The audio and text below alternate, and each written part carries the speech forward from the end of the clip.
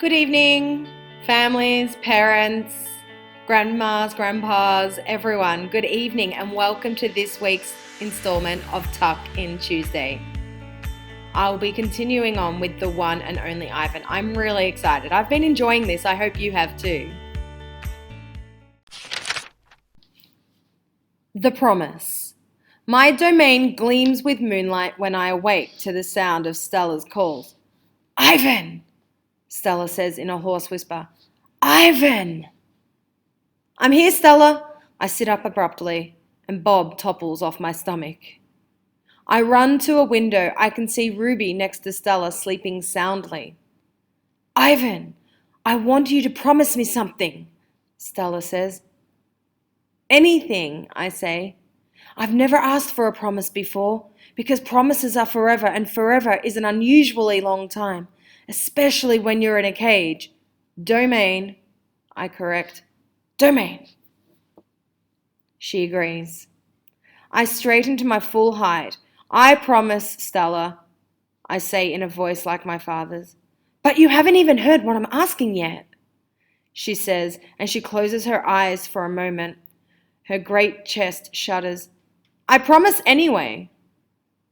Stella doesn't say anything for a long time. Never mind, she finally says. I don't know what I was thinking. The pain is making me addled. Ruby stirs. Her trunk moves as if she is reaching for something that isn't there. When I say the words, they surprise me. You want me to take care of Ruby. Stella nods, a small gesture that makes her wince. If she could have a life that's different from mine, she needs a safe place, Ivan, not here, I say. It would be easier to promise to stop eating, to stop breathing, to stop being a gorilla. I promise, Stella, I say. I promise it on my word as a silverback. Knowing, before Mac, before Bob, even before Ruby, I know Stella is gone. I know it the way you know that summer is over and winter is on its way. I just know. Stella once teased me that elephants are superior because they feel more joy and more grief than apes. Your gorilla hearts are made of ice, Ivan, she says, her eyes glittering. Ours are made of fire. Right now, I would give all the yogurt raisins in the world for a heart made of ice. Comfort. All day I tried to comfort Ruby, but what can I say? That Stella had a good and happy life? That she lived as she was meant to live? That she died with those who loved her most nearby?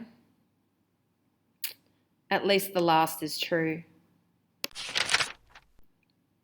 Crying. Julia cries all evening while her father sweeps and mops and dusts and cleans the toilets.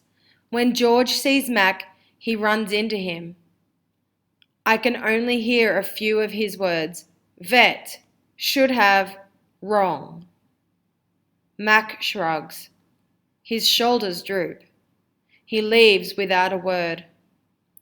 When George wipes the fingerprints off my glass, his cheeks are wet. He doesn't meet my eyes. The one and only Ivan. When all the humans have left, I send Bob to check on Ruby. How is she? I ask when he returns. She was shivering, Bob says. I tried to cover her with hay, and I told her not to worry because you were going to save her. You told her that? You promised Stella. Bob lowers his head. I wanted to make the kid feel better. I shouldn't have made that promise, Bob. I just wanted...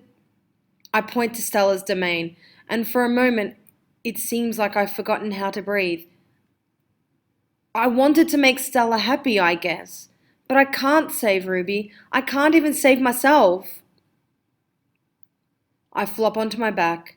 The cement is always cold, but tonight it hurts. Bob leaps onto my belly. You are the one and only Ivan, he says. Mighty Silverback. Say it, Bob commands. I look away. Say it, Ivan. I am the one and only Ivan, I mutter. And don't you ever forget it, he says. When I gaze at the food court skylight, the moon, Stella loved, is shrouded in clouds. Well, I don't know about you, but I thought that was a terribly sad chapter. I hope you're all okay. Julia and George, so sad. I wonder how Ruby will react. Well, I guess we'll find out next week on The One and Only Ivan.